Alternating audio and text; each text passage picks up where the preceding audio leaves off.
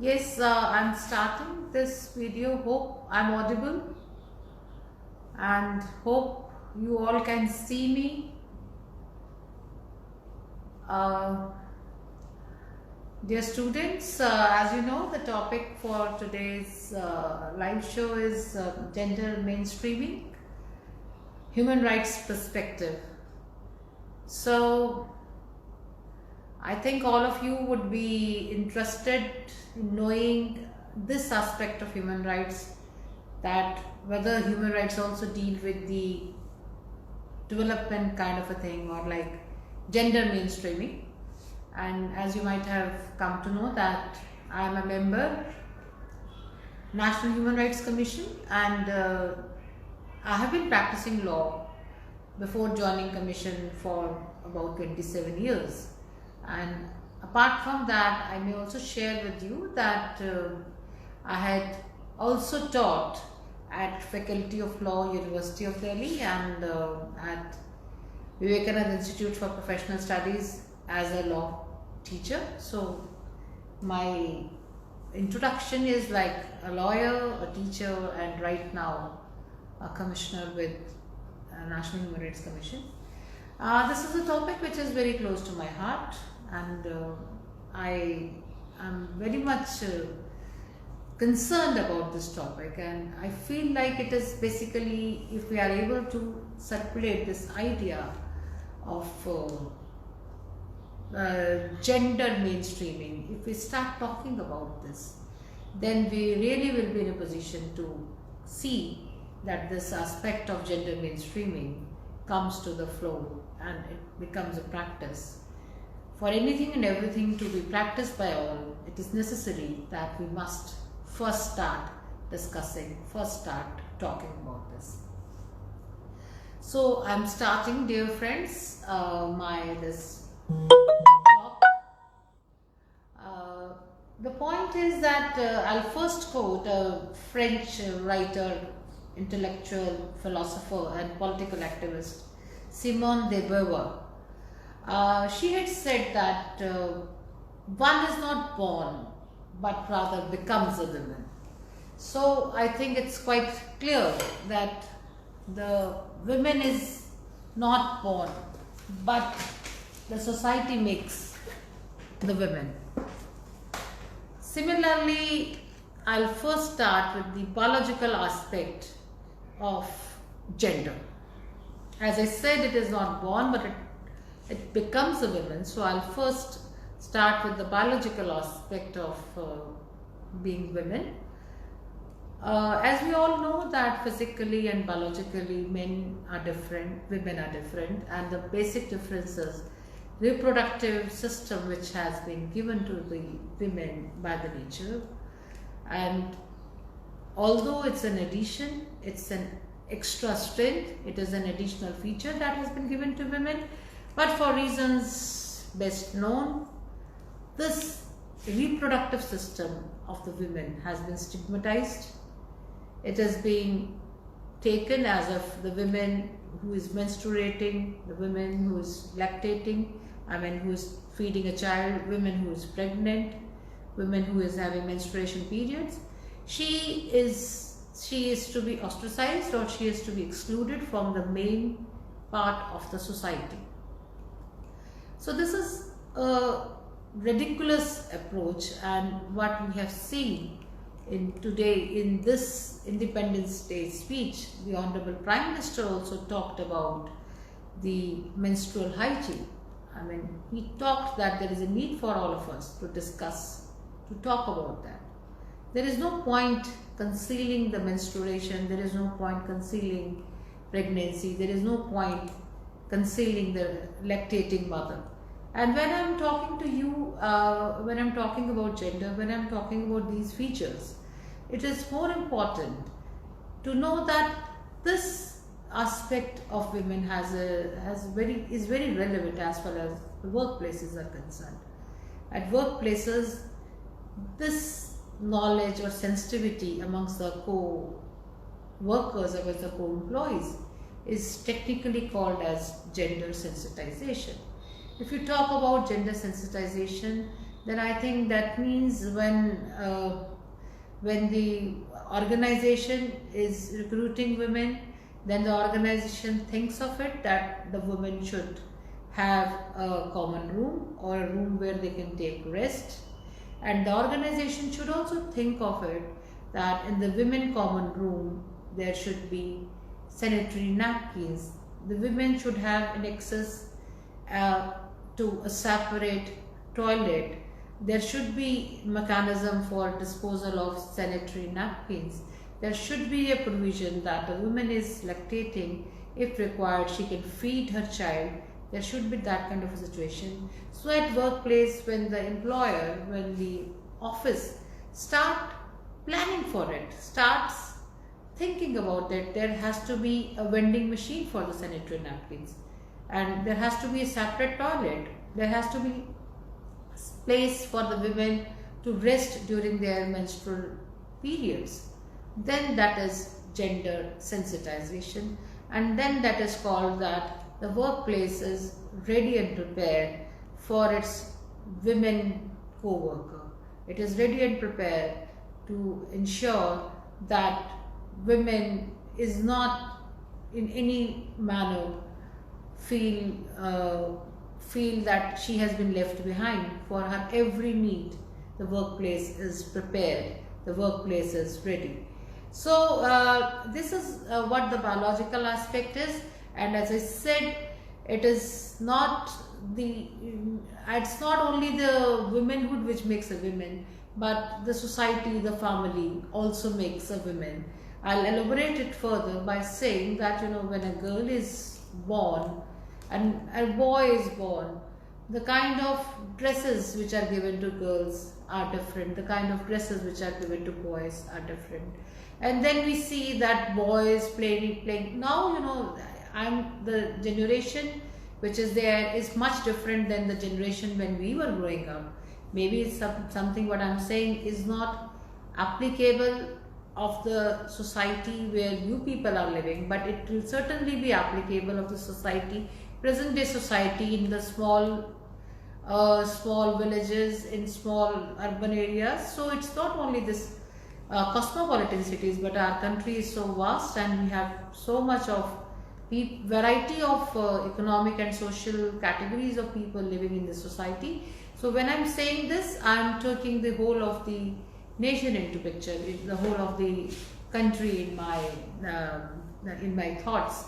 So the boys, when they grow up, you will find them playing cricket, playing hockey, playing badminton in the parks, and you will find girls playing ghar ghar, in Hindi they call it as girl is acting like a mother, she is cooking, she is serving tea, and she is playing with dolls.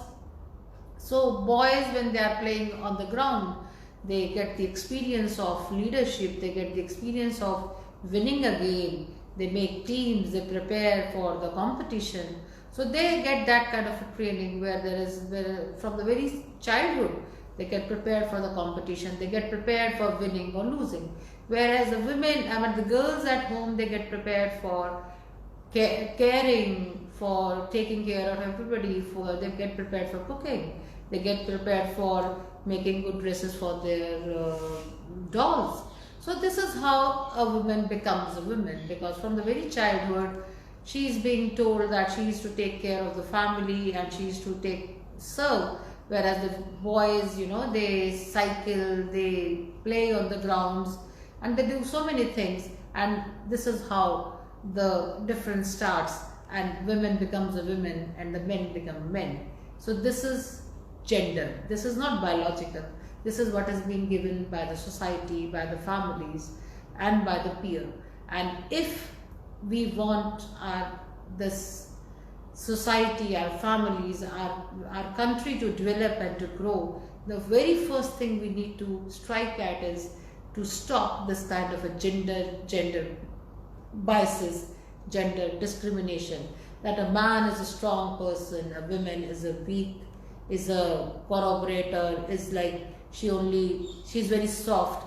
So that has to be stopped, that man will lead and the women will follow. That has to stop, that gender stereotype word that society gives roles, give or assign role to men and also assign role to women. So this is one of the aspect which I wanted to talk to give a background to my this talk of gender mainstreaming, and I go further with the because most of you are law students, so I go further with something on law, how our courts are considering the role of women in this society. So as is being said that law plays a very important vital role in the society.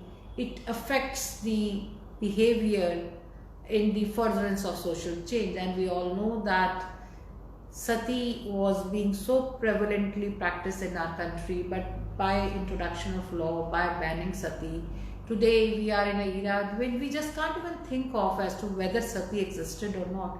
So law has that power of shaping the society, shaping the behaviors and the conducts, and similarly the law also plays a role of holding back the social changes, because law is not what is written in the books. The law also gets practiced by the judges who pronounce judgments, by the lawyers who argue in the courts. So law also at a point of time holds back the social change by locking older patterns of race, sex and class into the place. I mean, that's also the role being played by the law when it comes to interpretation part. And in that regard, I'm sharing some of the, and a very recent from 2014 to 2018 Supreme Court judgments as to how the Supreme Court has considered the role of women in the society, the role of how does a woman who is victim of dowry, how the Supreme Court has considered her. I'm just sharing some of the judgments with you. To begin with, it is the judgment of very popular and famous judgment of Arnesh Kumar versus State of Bihar, pronounced on July 2014. In this judgment, the Honorable Supreme Court had used the word disgruntled wives for a victim of dowry harassment, women who had filed a case against her husband and in-laws as she was harassed for dowry. The Supreme Court used the word dowry laws are used as weapons rather than shield by the disgruntled wives. It's like, it's unimaginable that how the Supreme Court could have used the word disgruntled wives for a prima facie victim who invoked, who used the process of law for redressal of her grievances. And not only that, but in this very judgment, the Honorable Supreme Court went far ahead as to how the police should, under what circumstances the police should register an FIR, what are the provisions under which the police will have to take the precautions for arresting the arresting a person, like section 41, 42 of CRPC. The court also went ahead by the provisions under which the circumstances under which the bail may be granted. The court also went ahead with what will be the consequences if the investigating officer or the judicial officers do not adhere to this interpretation. In the name of interpretation, the Supreme Court laid down so many procedural laws and so many steps to be followed by investigating agencies in case of a dowry complaint. The Supreme Court also laid down as to these will be the consequences, although the law didn't provide for those consequences, but the Supreme Court laid out the consequences, that these would be the consequences that would follow in case the directions given by the Supreme Court are not followed in this Arnesh Kumar versus State of Bihar judgment.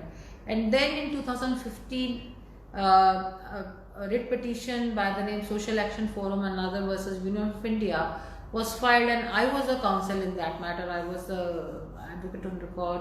I filed this petition on behalf of Social Action Forum, the main grievance which was raised in this petition was that at any point of time, whenever there is a case of dowry, whenever there is a complaint of dowry, the premise in the mind of general society is that there is a misuse of law, and reaction or response to that comes that Delhi High Court at a point of time issued directions that in a dowry case these are the steps to be followed, and those directions were given to the Ministry of Home Affairs to be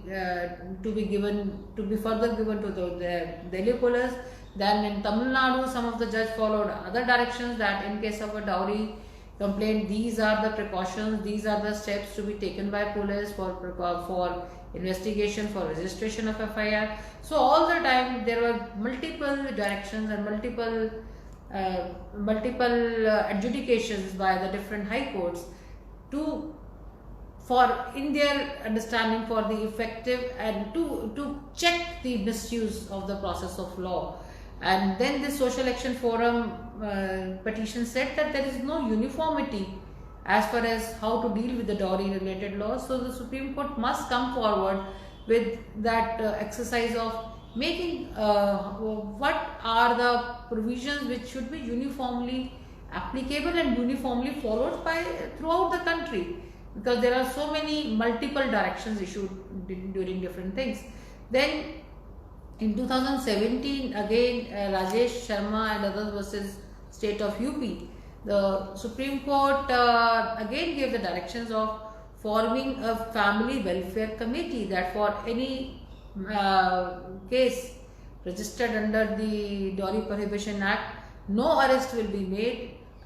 Dowry Prohibition Act or the 498 IPC, no arrest will be made until the Family Welfare Committee will give its finding, will say that in this particular case you can arrest, only then the police will arrest. So every time the newer directions and more stringent provisions and more stringent directions were put to make these dowry laws ineffective. And in 2018, again, that very petition which was filed by me, Social Action Forum and another, which was decided in 2018, the Honorable Supreme Court, the bench of Justice Deepak Misra, he set aside the Rajesh Sharma versus State of UP and said that that is a wrong law, and gave a new breathing space to this dowry related law. And Arnesh Kumar, because Arnesh Kumar had relied upon the provisions of law only, they were maintained.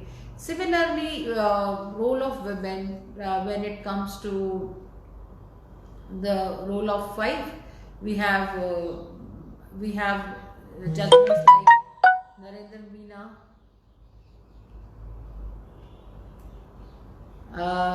Narendra versus K. Meena, Justice Dave, Ravish, Justice Dave had said it was a divorce petition which was filed by the husband, and one of the ground for plurality which was alleged by the husband was that his wife is insisting upon that he should live separate from his family. And in this petition in 2016, Justice Dave held this demand of the wife, expecting the husband to live separately from his family, as a ground of cruelty and entitling him a decree of divorce. Just imagine if a husband says that I cannot live with my wife's family, will it be treated as a ground for cruelty on part of the husband? And the same thing, if the wife is expecting the husband that he should live separately with her, separate from his family, the Supreme Court held that to be a ground for cruelty, entitling the husband divorce against his wife. And I remember my own, when I was practicing in Tisazari Court, District Court, it was a divorce petition, and I was for the wife. Both the petitioner and the respondent were postgraduate doctors, and this postgraduate doctor husband had filed a divorce petition against the wife. And in that divorce petition, the husband had alleged that my wife doesn't cook for me. And I must say, Justice Virender Bhatt was, and he was an additional district judge at that point of time. He discussed the divorce petition of the husband, and he made it a point that expecting a doctor wife that she will cook for a doctor husband only reflects male chauvinism. So, and this is what I want to say, that law is the same, but different people take it differently. A judge says expecting demand by a wife that husband should live separately is cruelty, and the other judge says that husband saying that my wife doesn't cook for me reflects male chauvinism. This shows that there is a need for all of us to discuss about this issue of gender, to discuss about the issue of gender mainstreaming, to discuss about the issue of gender sensitization. The older we are, the sensitivity towards gender is less. I mean, there are more binaries, male and females, whereas younger generation, the present day generation, that binary has neutralized, that male and female difference has neutralized to a great extent, but still there is a need, still there is a and I say it's not complete even now, because till very recently we come across the cases that where the daughters in the womb are being killed just because they are daughters. This is not something which I'm saying doesn't happen. Even now the ratio, the number of female qua the males is reducing, and more so it is reducing more in more educated, in southern state it is reducing more, in Punjab, which is more affluent state. So even now we can't say that gender sensitization or gender mainstreaming has taken its place. No, not at all. Up till now there is a serious problem of females not being allowed to take birth. And similarly, when I say that gender equality, rather I say, is still not there, because even till today, be a girl who is an IAS officer, who is a judicial officer, whatever she may be, but when it comes to marriage, it is being expected that the girl's parent will spend the entire money on the marriage. They will spend. So even now, with such a qualified girl, the parents are required to spend, say in urban Delhi, it can be anything around 50 lakhs to 1 crore. So I'm giving these very practical examples to butter my argument that even now the gap is there. Even now the girls or the daughters are not treated equally with the sons. The families still have biases against the females.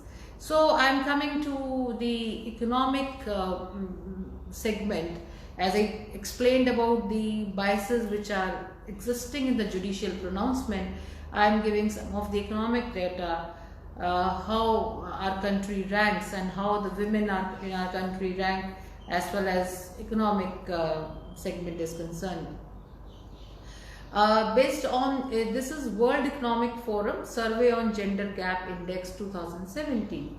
Based on economic participation and opportunity, education, attainment, health and survival, and political empowerment, India ranks 108 out of 144. So, and the bifurcation is like that. Economic participation and opportunities, India rank 139 out of 144 country. Educational attainment, it is 112. Health and survival, 141. We have a very high maternal mortality rate. So health and survival is 141. Political empowerment, India ranks 15, and the credit all goes to the reservation in the local bodies and Panchayati Raj for women, and in some states the reservation for women in Panchayati Raj and local bodies is even 50%. So the law was that it has to be 33%. The amendment was made in the constitution, but practically in many of the states, their local bodies and the Panchayati Raj system, the women gets almost 50% reservation for contesting the election, and women are doing quite well. And UNDP 2017 Gender Inequality Index, India's rank is 127 out of 183. Human Development Index is, rank of India is 130. Gender Inequality Index, rank of India is 127. Share of seats in parliament, women in India is only 11.6%. And population in secondary education, female is 39%, whereas the males are 63.5%. Labor force participation, women is only 27.2% of the women are in the labor force, whereas men labor force participation is 78.8%. National Family Health Survey of 2015-16 had come up with its report, and it has reported that percentage of women who work has declined from 36% in 2005-2006. The women percentage was 36%. In 2015 and 16, the participation of women has come down to 24%. And Niti Aayog Sustainable Development Goals India Index of 2018, as per the Niti Aayog data, labor force participation rate of women is 32% of the labor force participation rate of men. 2018, women is 1/3 of the men. And women leadership, it's 8.7% seats in the state legislative assemblies. Score of India, as per the Niti Aayog own thing, score of India in SDG 5, that is gender equality, is 36 out of 100. So Sustainable Development Goal 5 talks about gender equality, so it is 36 out of 100. When I am saying gender mainstreaming, when I say about gender sensitivity, so gender equality is a prerequisite for both of the things to happen. Gender equality will enhance gender sensitivity. Gender equality will ensure gender mainstreaming. So as of now, 2018, we are lacking so much as far as gender equality is concerned. And this is, I'm quoting Isher Duflo, who is a Nobel Prize laureate and a professor of economics in MIT. She talked about women empowerment and economic development, and she said, and I quote, that women empowerment and economic development are closely related. In one direction, development alone can play a major role in driving down equality between men and women. In another direction, empowering women will benefit women.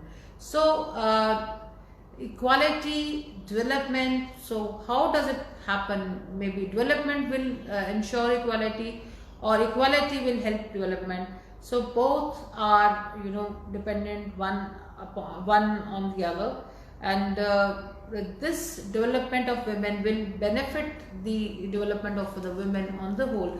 That's also a fact. That's gender mainstreaming. When I'm saying so, I'm saying it's so that women has to be on the leadership positions, because women only can understand that gender sensitivity. Women only can understand how does a woman feels and behaves during menstruation, what are the issues related to pregnancy, what are the issues related to lactating mother. Women alone can understand that not having the rights in the property, how does it impact women socio-economic and cultural status. A man can never understand that state of mind of a woman, that right to property, right to economic resources, how important are they? Because a male will always have that feeling that what is the need for a woman to have her own independent economic resources. I'm there to protect her. Until I'm there, when I'm taking care of her, Why should she be bothered? So that protecting that protection, that syndrome of being a protector will never be in a position to understand that women doesn't need protection. Women needs a life where she can live as an individual. She needs to have uh, that role, that she is an equal human being and she wants everything as any other male would want. I mean, she should light some light if you can. So that's what my point is. Leadership position, women will benefit other women. She'll be caring. Women can come to her, can complain, can talk to her. So that's very important for the whole of the society to develop, for the whole of the nation to develop, that women must acquire the leadership position. And this is Annette Dixon, who was the vice president of World Bank South Asia. He also said that at 17% of the GDP, the economic contribution of Indian women is less than the half of the global average. So the global average of women in GDP is 34%, whereas in India it's only 17%. And China, the women contribution to the GDP, it's 40%.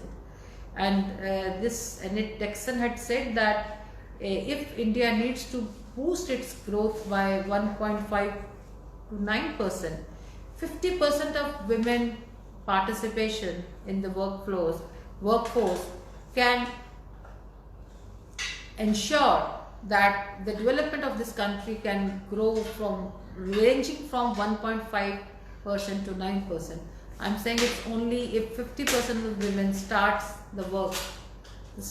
working, the growth can increase within a range of 1.5% to 9%. And some of the social factors, although I have mentioned them, but I'm just repeating that limiting the women to the household, and especially saying that it is safe for women to stay within the house, it is only sending a message of disempowerment of women. I mean, keeping the women in the household is only sending a message of disempowerment of women. And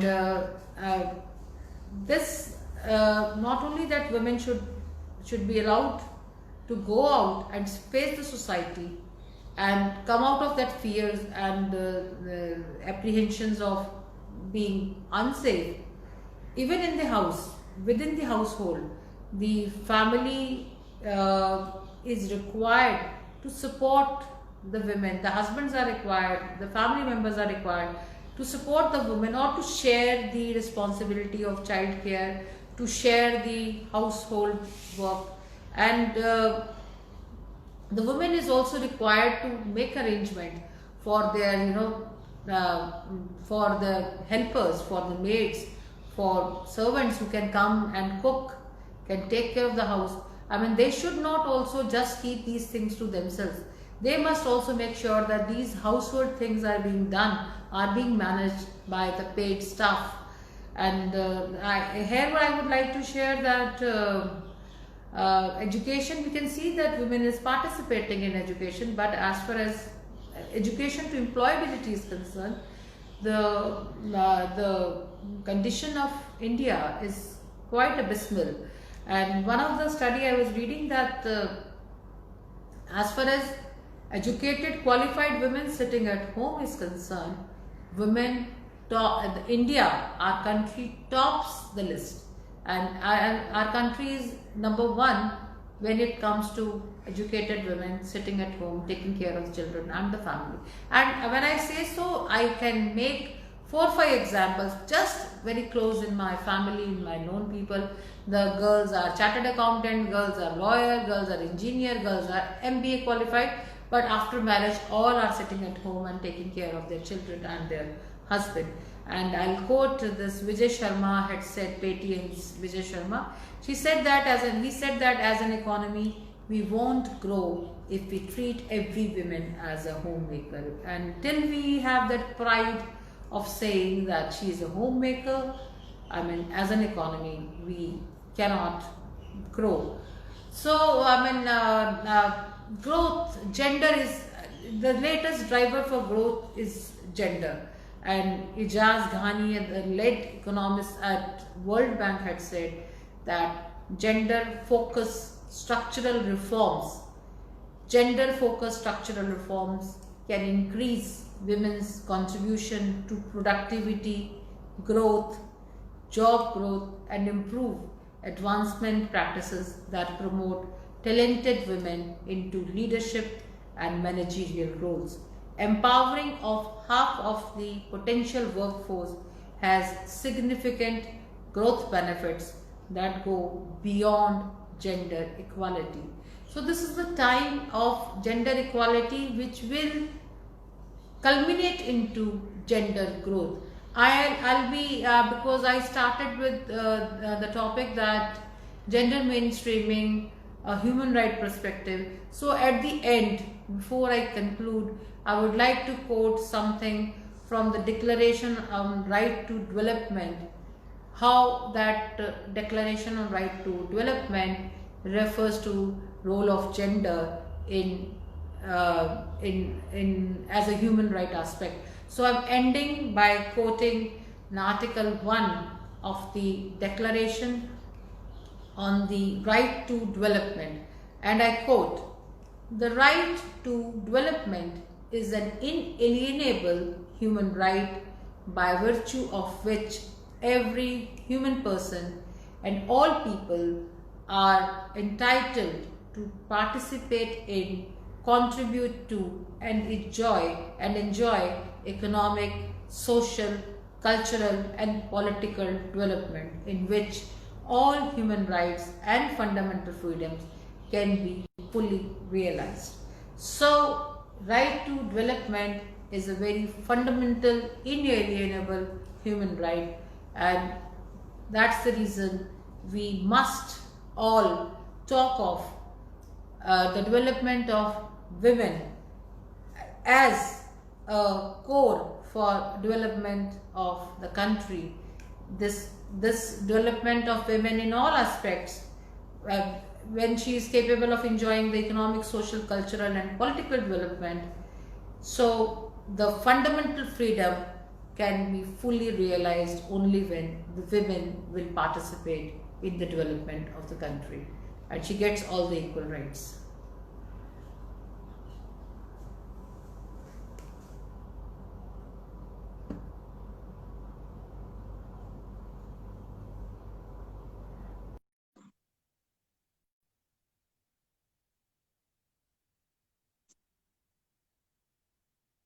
Good evening, Jyotika ma'am. Good evening, Yeah. Jyotika. Good evening. Good evening. Yeah. Yes. Thank you so much for a lovely talk, very informative lecture on human rights of women and how significant they are for our country, for the growth of the economy, and for the development of our country. I agree with you, ma'am, when you said that unless women come out and start working in the labor force and give and contribute to the market, we cannot develop as we want to. And it is very sad when you just mentioned that women who are chartered accountants, women who are engineers, and women who are doctors and lawyers are sitting at home after marriage. It's really very, very painful to see that women who can contribute so much to the growth of the society and make our society so strong, but they are not doing it because they have to nurture the family, they have to give up their jobs, they have to give up their working lives because they have to bring up their children and look after their husbands. So today in the morning when I was lecturing my students on this, about the feminist movement and the campaigns that were created by the feminist movement, I also told them that unless the men also recognize our rights, give us respects, dignity, freedom, and allow us our space to grow, we will not be able to do anything for our country. And I think it was a very, very inspiring and motivating talk. And especially when you talked about, the social construct of girls, like they're supposed to be in certain models, they have to look pretty, do particular jobs, grow up playing with toys, grow up by playing, making houses, making dolls. So it's a, social construct which has been given to them. And we have to break this social construct so that there is no discrimination between boys and girls. Thank you so much, Jyoti ma'am. And I'm very grateful to you for agreeing to come on the platform of Instagram. I think we are getting very good speakers, and it also enhances the quality of our program. Many lawyers, many students, many academicians see our programs. And in the near future, again call you to speak on something else, because you right now have got so much of exposure being in the National Human Rights Commission with so many meetings and discussions. You can really play a very, very pivotal role in raising the status of women in different sections of the society. Thank you so much. Thank Any you. questions? Thank you. Thank you so much. Thank you.